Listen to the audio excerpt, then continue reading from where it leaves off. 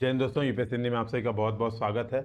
और आज हम लोग टॉपर्स कॉपी सीरीज में यूपी पीसीएस के श्रेया उपाध्याय मैम जो कि डीपीआरओ की पोस्ट पे चयनित हुई हैं, आज इनकी कॉपी हम लोग देखेंगे। ठीक है, तो मैं आपसे पहले बता देता हूँ, जो यूपीएससी हिंदी का टेलीग्राम चैनल है वहाँ पे एसडीएम रश्मि यादव, एसडीएम की पोस्ट पे चयनित निधि पटेल मैम, और इसके अलावा आप देखेंगे तो डीएसपी अवध भान सिंह सर की कॉपी, तो बहुत सारे आप देखेंगे कॉपीज़ वहाँ पे शेयर की गई हैं टॉपर्स की, जो कि यूपीएससी हिंदी में उन्होंने लिखी थी।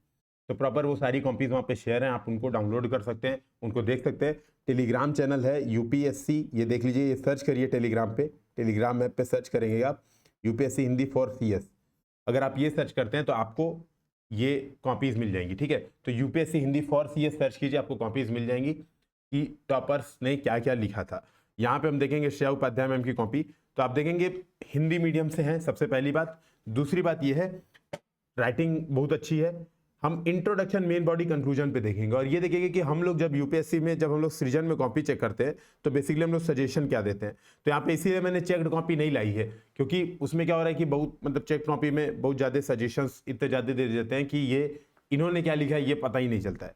ठीक है, तो आप देखेंगे यहाँ पर जनता के दृष्टिकोण को बदलने के लिए परसुएसिव कम्युनिकेशन के महत्व की व्याख्या करें। यह प्रश्न था कि विश्वासोत्पादक संचार का महत्व क्या है जनता के दृष्टिकोण को बदलने में। ठीक है, तो फॉर एग्जांपल आप ये बात समझिए, अगर मान लीजिए आपको किसी बारे में दृष्टिकोण है आपका विषय, सपोज मान लीजिए आपका दृष्टिकोण है कि शौच घर के बाहर ही किया जाना चाहिए, घर के अंदर शौचालय रहने से। ठीक है, क्योंकि हमारे ग्रामीण समाज में ये सोच बहुत समय से थी, तो घर के अंदर रहने से क्या होता है कि ये बीमारियां लेके आता है।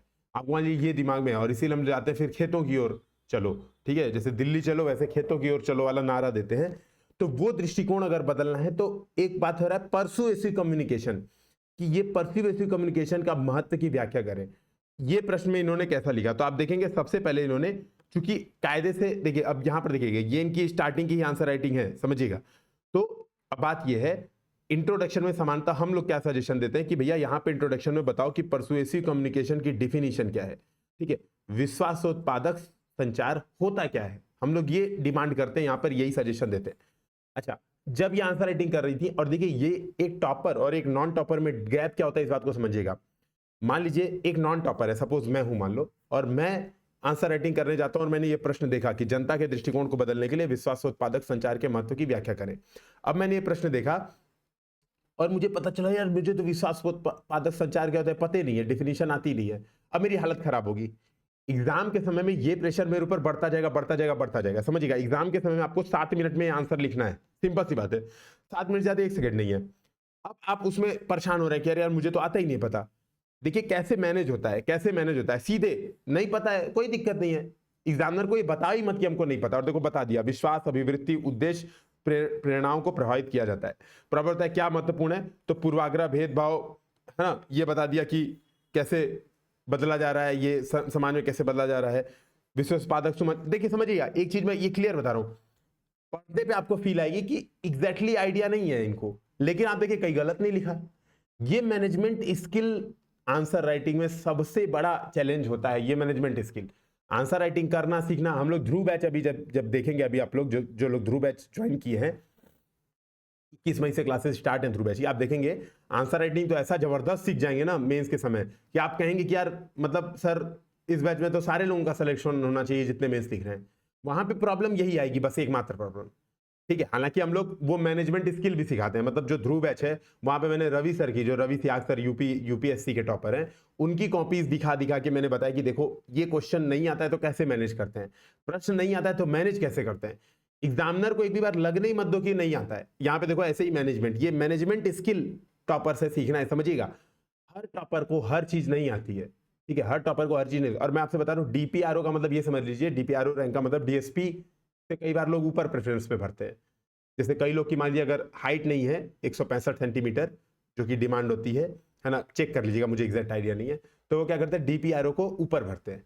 ये बात समझिए, तो ये पोस्ट आप समझ, ये टॉपर हैं, सीधे टॉपर हैं, और इन्होंने कैसे मैनेज किया नहीं आ रहा एग्जैक्टली। विश्वासोत्पादक संचार नहीं पता, हम लोग उसके बाद क्या करते हैं बता देते हैं कि विश्वासोत्पादक संचार ये है, लेकिन ये मैनेजमेंट स्किल खून में होना चाहिए, प्रॉपर ये खून में होना चाहिए। तो देखिए ये मैनेजमेंट स्किल प्रॉपर समझिए, है ना।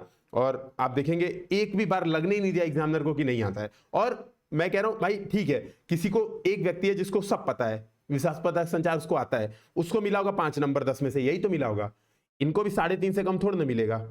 और एक व्यक्ति जो छोड़ के आ जा रहा है क्वेश्चन, उसको 0 मिलेगा। तो आप समझ रहे हैं, ये 3.5 नंबर टॉपर बनाने के लिए बहुत बड़ा क्रुशियल भूमिका निभाता है। एग्जाम में कभी आपको 20 प्रश्न आएंगे ही नहीं, 1-2 प्रश्न ऐसे वो पक्का बाउंसर मारेंगे कि आपको ना समझ में आए। वो मैनेजमेंट करना ही हमें टॉपर्स की कॉपी सीखना है। अगला देखिए आरटीआई की भूमिका।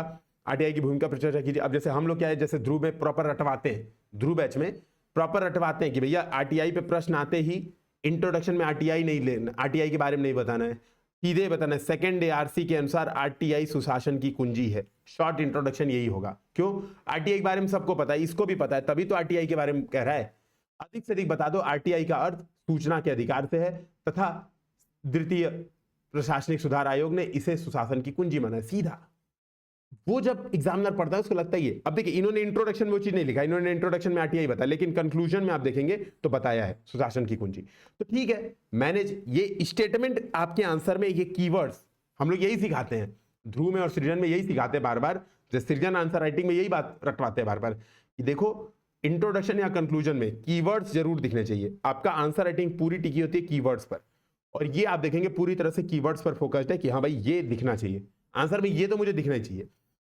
उसके बाद क्या है भाई, है पारदर्शिता के लिए आरटीआई की भूमिका पर चर्चा कीजिए। पारदर्शिता पर देखिए प्रॉपर बक्से बना के शासन प्रशासन पर दबाव, संविधान के आदर्श, सहभागी लोकतंत्र, नागरिक कल्याण। ठीक है, हम लोग क्या करते हैं, फिर सजेशन दे देते हैं कि 1-2 पॉइंट और बताइए। जैसे पहला, दबे कुचलों की आवाज, ये भी तो आरटीआई बनता है और पारदर्शिता बनाता है। भाई कई लोग क्या है, एकदम दबे कुचले हैं, गरीब है, हाशियाकृत समाज के हैं, वो भी क्या करते हैं, आरटीआई मांग के जो है अपनी आवाज प्रदर्शित करते हैं कि भैया ये हमारे साथ गलत हो रहा है। तो 2-4 पॉइंट हम लोग यहाँ पे एक्स्ट्रा ऐड कर देते हैं। जब यहाँ पे सजेशन देते हैं तो यहाँ पे सुझाव दे देते हैं कि भैया ये 2 पॉइंट ऐड कर लो। अब ये 2 पॉइंट आप एग्जाम में लिखाते हो इनके साथ, तो आप कमाल कर देते हो एग्जाम में, वही फिर आप टॉपर बनते हो। तो ये आप देखो, ये मतलब बहुत शानदार, आप इनकी कॉपी प्रॉपर देखिएगा। ईमानदारी सुशासन की अनिवार्य संत है, तो ये देखिए प्रॉपर बताया सुशासन का मतलब क्या है ना। तो जैसे अब हम लोग तो इसके हैक्स कुछ तैयार किए हम लोग ने, जैसे स्मार्ट शासन मतलब सुशासन, simple, moral, active, responsive and transparent governance. तो स्मार्ट शासन को सुशासन की भूमिका हम लोग मानते हैं शॉर्ट में। तो देखिए इन्होंने प्रॉपर बताया है, संयुक्त राष्ट्र, ठीक है, यूएन ने जो सुशासन के 8 सिद्धांत बताए वो यहाँ पे लिख दिए, प्रॉपर याद है, और बहुत शानदार इंट्रोडक्शन इन्होंने बताया, 8 के 8 बताए प्रॉपर सुशासन के तत्व। अब बताइए ईमानदारी सुशासन की अनिवार्य तत्व कैसे, तो देखिए प्रक्रियाओं को जनता के विश्वास को बढ़ाती है, ठीक है, हेडिंग सब हेडिंग प्रॉपर इसको दीजिए, नियमित फीडबैक देकर पारदर्शिता सुनिश्चित करती है। देख रहे हैं कीवर्ड देख रहे हैं, प्रश्न है सुशासन, कीवर्ड देखिए फीडबैक, पारदर्शिता, जनता के विश्वास, ये कीवर्ड्स हैं। यही आंसर में आपको कम शब्दों में एक बढ़िया आंसर, तार्किक आंसर लिखने में बहुत महत्वपूर्ण भूमिका निभाते हैं। तो आप इनकी कॉपी देखिए, टू द पॉइंट प्रॉपर है ना, केस स्टडीज सब प्रॉपर टू द पॉइंट इन्होंने लिखी हुई है, मैं ही सजेशन दूंगा है ना। सृजन आंसर राइटिंग बैच भी दोस्तों, ये जो जिसमें इन्होंने कॉपी लिखी है वो स्टार्ट हो रहा है 21 मई से, ठीक है, बाइलिंगुअल है, इंग्लिश हिंदी दोनों मीडियम में है, ठीक है। 24 दिन मंथ में आंसर राइटिंग कराई जाती है, 2 क्वेश्चन डेली।